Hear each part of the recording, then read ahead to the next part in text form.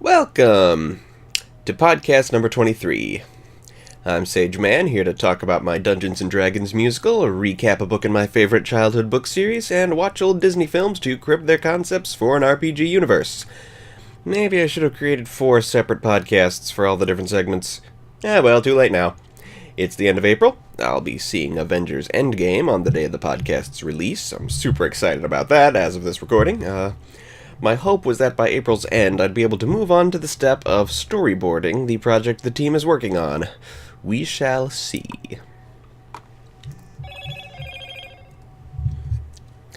In Act 2, Scene 9 of Drizzt and the Companions of the Dance Hall, Drizzt is teleported back to the guild house. It turns out to have been Alton and Mazaj who brought him there, and they begin a song. I always imagined, even when reading the books, Alton having a really whiny voice and Mazaj sounding like a douchey dude bro. Hence, this beginning to the song goes something like this. Looky what we have here. He's been in such high demand. Haven't seen that face since I broke your little hand. And now he's in our clutches. What's a little drow to do? House Devere and House Annette have some words for you. And that's the only part of this song that has a melody, just the intro. I imagine the bulk of the song being very jazzy. And the title is Once More to Darkness, because the chorus goes, such a mighty drow, but right here, right now, how can he be strong? Once more to darkness, this heart belongs. So Drizzt battles Alton and Mazaj as they sing their taunting song to him, but then Virna appears and says, don't you dare kill my little brother. That's my job. Drizzt freaks out and has to defend himself against a savage Virna who's fighting to kill him now because she has nothing left. While defending himself, he ends up stabbing her in the chest. He apologizes and she forgives him as she dies, seeming to finally be at peace. So Mazaj and Alton come back and fight. Drizzt is enraged and kills the wizards in basically the same manner he did in the books. Drizzt recovers his Gwenwivar statuette and goes off to find his friends. And we find ourselves in Act 2, Scene 10, the final battle. I'll tell you all about that next week. Today, in Secrets of Droon, we're reading Book 21, Flight of the Genie, published January 2004, and illustrated by David Morrell with the cover by Tim Jessel. Here's that cover. This is the last book in the series I can recall reading as a kid. In fact, due to this book being Genie-related, I thought something happened in this book that actually doesn't happen until later. So I clearly did get quite a bit further into the series when I was a kid, but all the same, this is the last story in the series I can remember from back then. I'll elaborate once the Genie-related event I'm thinking of comes to pass. It's a really weird trick my memory played on me, but for now, Flight of the Genie. Chapter 1, Footsteps in the Morning. Eric and Julie bust into Neil's house to tell him about this episode's Droon dreams, and the trio scurry off to Droon, where they are immediately set upon by Nins with flaming arrows. And that's it. You call that a first chapter? Chapter 2, Over the Saladian Plains. The trio are rescued by an upgraded version of Kia's Yip-Yip-powered airplane, manned by the usual trio of Kia, Max, and Galen. They have the bottle given by the Prince of Stars, and have discovered, with the help of Quill, that it contains the bottled city of Ut, which emerges from the bottle on one day every 100 years if the bottle is placed on the Saladian Plains, and today is the day in which it emerges. Hoja has been trapped in the city for the past 100 years, even though they saw him recently. Genies, you see, are free to move through time.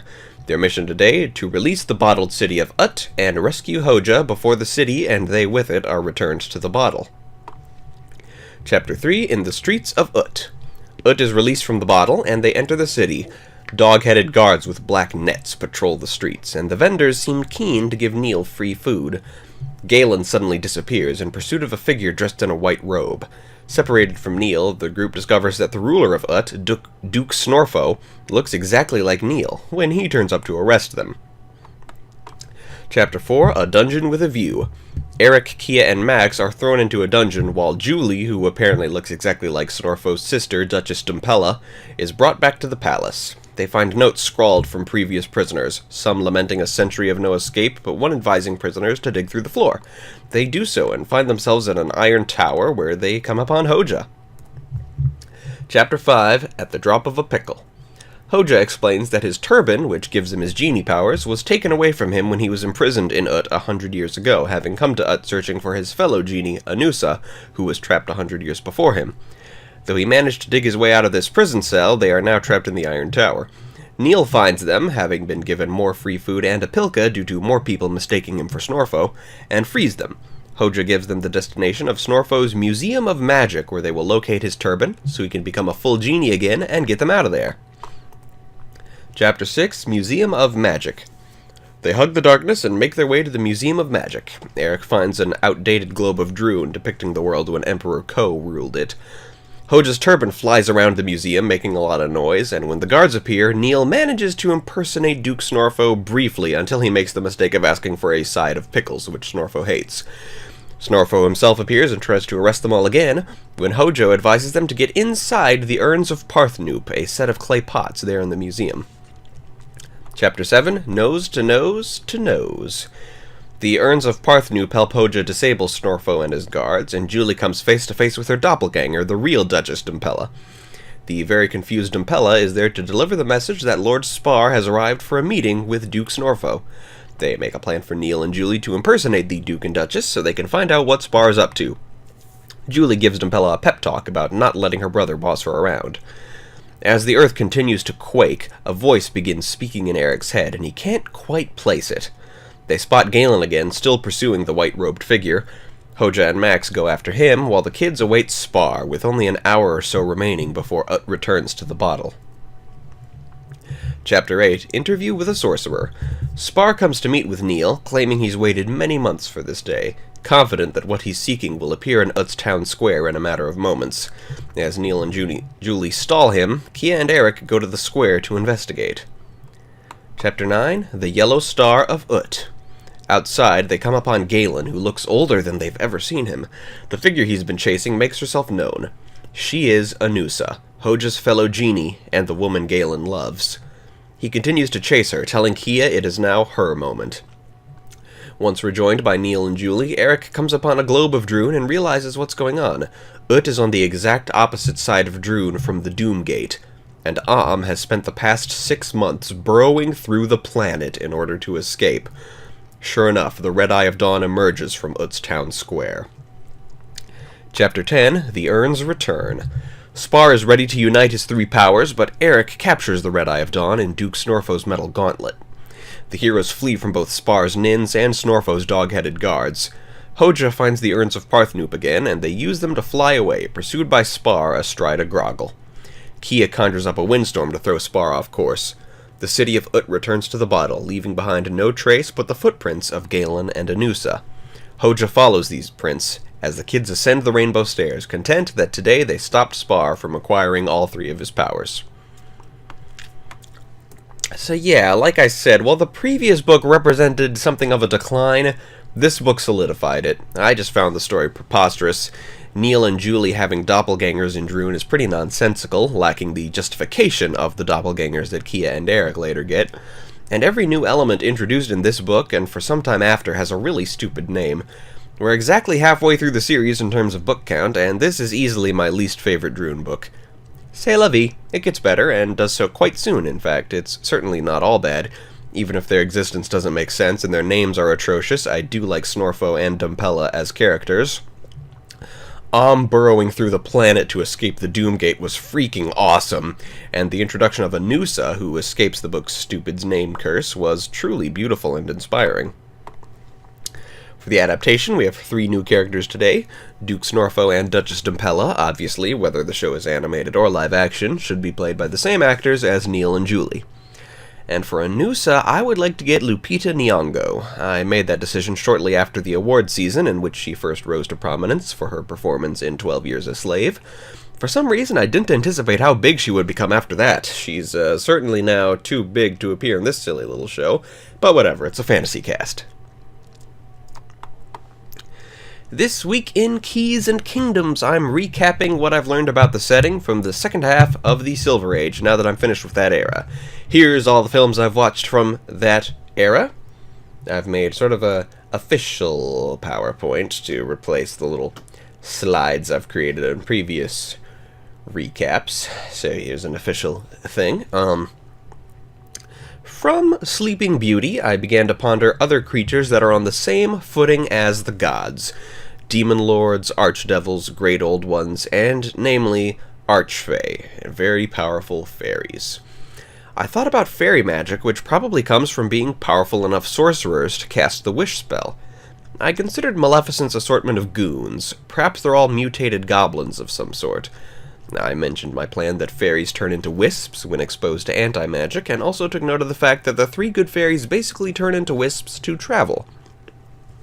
I pondered the size system, wondering whether to go with the tiny to gargantuan system used by 5th edition and the broader fine to colossal system used by 3E and Pathfinder. Gotta figure that out. Also, when fairies die, they turn into a smudge. From Darby O'Gill and the Little People, leprechauns became K&K canon, as did my own original version of gnomes, just because I thought of them, not because they're in the movie.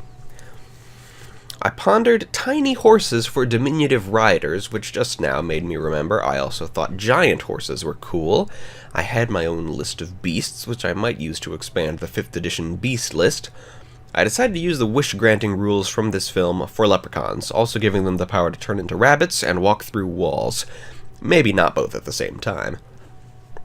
Gotta involve banshees and will-o'-the-wisps, and also pukas in their D&D form.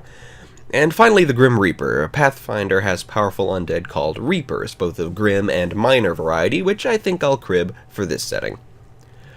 From 101 Dalmatians, I pondered the Twilight Bark, an animal communication network. I really want to lean in on this most Disney-esque of features, talking animals, existing in what's otherwise your standard fantasy setting.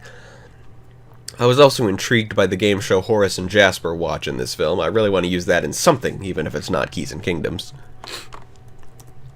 From Babes in Toyland, I pondered adding nursery rhyme motifs to the strong fairy tale influence that looms over all this. Thought about the use of musical numbers for both meaningful and not-so-meaningful moments. I'd really love to see an improv group skilled at making up songs do a K&K campaign and really embracing the musical concept. Tree Guardians? Well, there are at least 2 creatures in the 5e Monster Manual already that could be used for such a thing. And the climax involves heavy use of a shrink ray. Perhaps that could be a magical item. And, perhaps magic items don't have to all be magical. Perhaps some of them are technological. From The Sword and the Stone. Okay, check this out. Merlin cameos. Exactly once in every Keys and Kingdoms story, counting a season of a TV series as one story, there'll be a cameo by Merlin, in the style of Stan Lee's cameos throughout the history of Marvel. The Keys and Kingdoms version of Merlin should of course have stats and a backstory, but in stories he'd mostly be limited to these Stan Lee cameos. I pondered familiars having more character and versatility than they typically do. I like how Merlin's house is decorated with futuristic inventions and magical household utensils. I pondered stats for the creatures that Merlin and Wart turn into. Tiny fish, well, there are seahorse and piranha stats in the Monster Manual. Piranhas are called quippers for some reason. Squirrels could modify a rat to have a climb speed. Well, actually, rats can climb too. Why doesn't the D&D rat have a climb speed? Same reason a cat doesn't have dark vision, I guess. Note to self, change both of those factors. And tiny birds could modify a raven's stats to make any other kind of small bird, and there are pre-made stats for at least 4 kinds of raptors: eagles, owls, hawks, and vultures. I gave serious thought to tiny creatures who are able to pose a threat to even tinier creatures, which isn't really a factor in the rules system I'm using thus far. And the power of love, which Merlin says is, in its own way, greater than gravity. I've got to put that in somewhere. It's just so ubiquitous in fairy tales, and especially Disney. It simply has to be a genuine force of nature in the Keys and Kingdoms universe, alongside musical numbers. Alright, I'm going to go over every animal form used in the Magic Duel, see if it has an equivalent in the 5th edition Monster Manual. Crocodile, yes. Turtle, no. Rabbit, no. Fox, no. Caterpillar, no. Chicken, no. Walrus, no. Elephant, yes. Mouse, pretty much. Tiger, yes.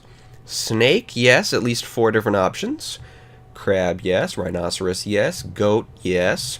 Purple Dragon, not so much. Maybe they're in a 5e expansion somewhere? I don't know if 5th edition went with Purple Dragons. And finally, the Killing Blow, the Germ. Not so much, but that would be a good tool for a wizard. Isn't there a contagion spell? What does it do? I thought about size being a factor in armor, accuracy, and stealth, as it is in 3e and Pathfinder, as well as hit dice, as it is in 5e. I'm still stuck on how to reconcile the hit dice bit with wanting to use the fine, diminutive, and colossal sizes. Finally, well, gotta have some kind of kingly sword and other Arthurian touches to add to the K&K mythos.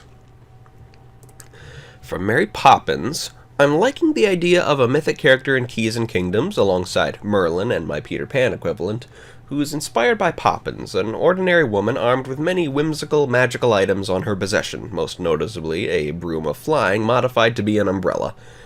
Paintings or drawings that you can enter and have an adventure in would be cool. Something based on the Uncle Albert scene with the whole tea party on the ceiling deal. The smoky staircase Mary creates. Gotta create a magic item that can do that. And flying kites as a story motif of some sort. And from the Jungle Book, I got to thinking about humans raised by animals, and animal society, and how it views humans. I think that covers it. So let's talk about Disney Plus, the Disney streaming service. A couple of weeks ago, they announced that Disney Plus comes out on November 12th. Don't feel like doing the math on how far into this series I'll be at that point, but they've also announced that all the Disney classics will be on it from day one, so yeah, by November I may never have to buy a film for my collection again, at least not any of the Disney animated canon films. Oh, and remember when I said there was a 5th category on the Disney Plus service, and I couldn't remember what it was? Turns out the 5th thing is National Geographic. It's Disney, Pixar, Marvel, Star Wars, and National Geographic. Apparently Disney owns National Geographic, It's not remotely surprising, but didn't know that.